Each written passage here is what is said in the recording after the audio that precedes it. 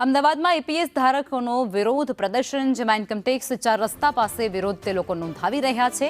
Pension વધારાની માંગ સાથે તમામ કર્મચારીઓ અત્યારે વિરોધ કરી રહ્યા છે। સરકાર તાત્કાલિક નિર્ણય લે તેવી પણ માંગ કરાઈ રહી છે।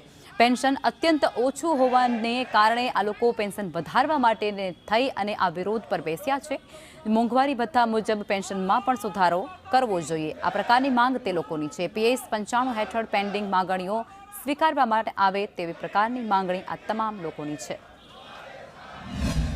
અમે છેલ્લા 9 વર્ષથી નેશનલ એજ્યુકેશન કમિટી માનનીય અશોક રાવત સાહેબના નેતૃત્વ હેઠળ ઈપીએસ 95 પેન્શનર્સની અંદર સમાવિષ્ટ બધા પેન્શનરો એકત્રિત થઈ મિનિમમ અત્યારે જે પેન્શન 1000 રૂપિયા મળી રહ્યું છે એ અમને 7500 રૂપિયા માસિક પેન્શન મળવું જોઈએ અને પતિ પત્ની બંને જણાની સારવાર વિના મૂલ્યે સરકારી ખર્ચે થવી જોઈએ।